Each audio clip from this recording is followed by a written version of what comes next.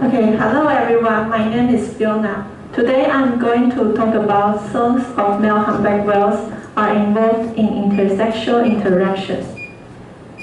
So first I will go through the introductions first. I would like to introduce humpback whale first.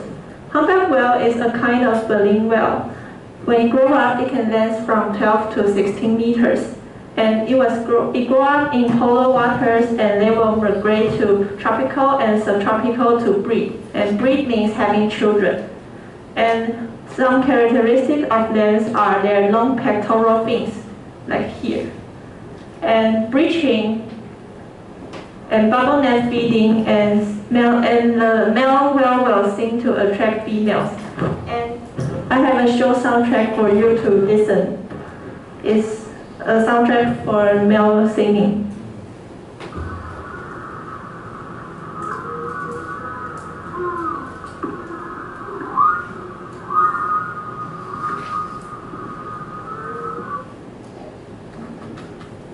Okay.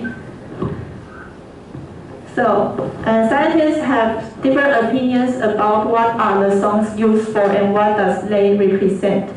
And some of them think that the song can help attract their mates, and some of them think that it's a kind of male social sorting. It may influence their social structure. So to find out the answer, we set up 4 specific aims of the study. First, whether the frequency of communications that involve singers will relate to the gender of a whale.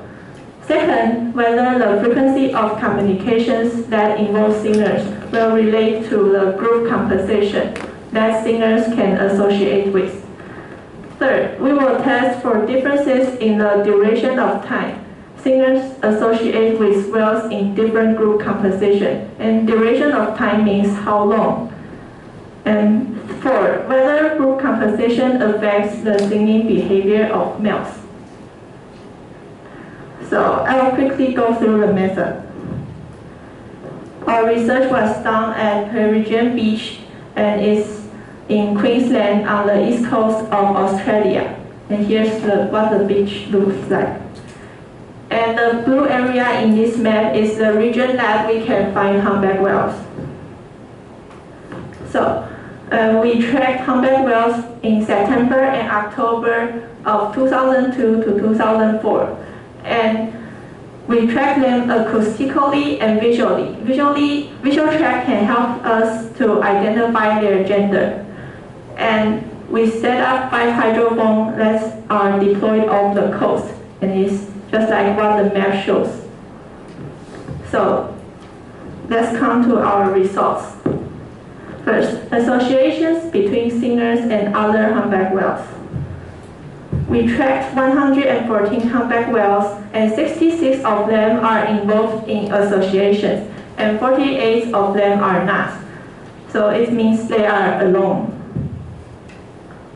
So take a look at this chart. This chart shows different numbers of group composition that join different interactions. And there are 6 different interactions that are tracked, and different colors of the bars shows different group composition. The green one shows a group with only 1 whale, and the yellow one shows the group with only 2 whales. The orange one shows the group that with only 4 whales. And these 3 groups, the gender of whales in these 3 groups are not identified. The gray bar represents the group that has mother and calf, and the blue one represents the group that is a mother and calf pair that with a male is courting. And escorting means just like guarding beside them. And the purple one represents a lone male singer. And we will use this chart again later. So, number 2, interactions between singers and other humpback whales. So in this chart, we can see that singers joined 26 interactions, and they were joined by other whales in 24 interactions. Here, the red one is the interactions that singer joined, and the blue one is singer was joined by other whales. So take a look at this chart. The x-axis shows the 4 different group composition, and the y-axis is the proportion of groups that are available. The white bar shows the groups that are available for singer to interact with within 5 kilometers, and the black bar represents the groups that are joined by singer. We found that singer joined mother and calf group more than expected and joined long whale group less than expected. Because we found that long whale has the highest proportion of groups that are available for them to interact with, but they didn't have the highest proportion that are joined by singer. Instead, mother and calf pair has the highest proportion of groups that are joined by singer. And let me explain with the image. As you can see, the long male singer in the center of the circle, it has many long whales to interact with, but actually he is only joined 2 groups of the whales, in fact.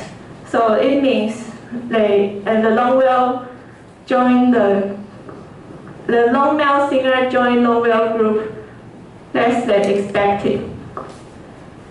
And as for the mother calf group, the male singer has 3 different groups to interact with, but actually it joined 4 different mother calf groups at best. So it means that it joined mother calf group more than expected. And take a look at this chart. The x-axis shows 4 different groups as usual, and the y-axis shows the proportion of groups that are available. And we found that singers are joined by only groups comprising adults and did not be joined by the group comprised mother and calf. And the black bar shows the whales who joined the singer. So in this picture, you can see easily that the singer was joined by the groups that comprising only adults and are not joined by the groups with mother and calf. Third, effect of group composition on the duration of association. As you can see, the x-axis shows the 4 different groups as usual, and the y-axis shows the duration of association. And duration means how long is the time. And we found that it's clear that mother-calf pair have the highest duration of association. It means that singer associates with mother and calf pair for the greatest time. 4. Singing during association. The x-axis shows the 4 different group composition, and the y-axis shows the proportion of time that singer is singing. As you can see, we can see that singers never sing during associating with mother and calf pairs that were escorted by another male, just like this. So let's get through the discussion.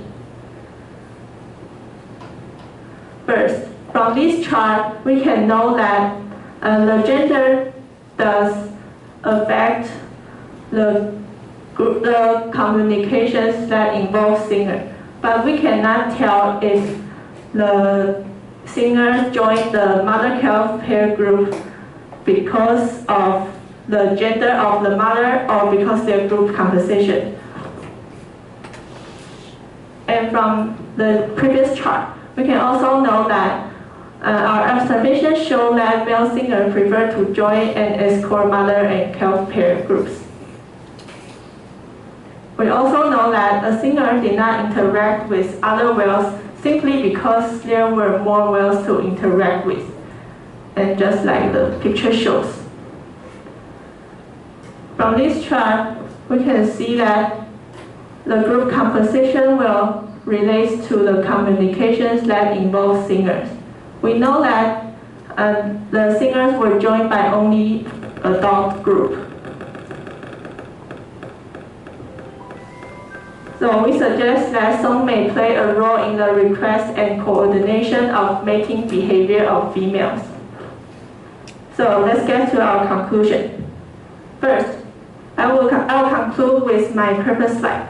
Whether the frequency of communications that involve singers relates to gender of a whale, the answer is yes, but we don't know if it is highly related. And second, whether the frequency of communications that involve singers relates to group composition of whales. Yes, we know that group composition is highly related with the communications. Third, we have tested and got the results that singers associate with whales in different group composition in different times. And last, we know that group composition will affect the singing behavior of male significantly. And it's the end of my talk. Thank you for your listening.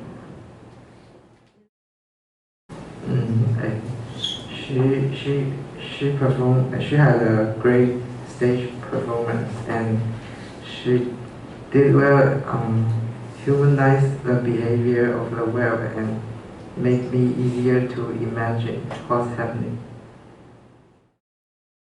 I think in some slides or figures, the word is still a little bit too much, but the images is really help to understand what is talking about in this topic.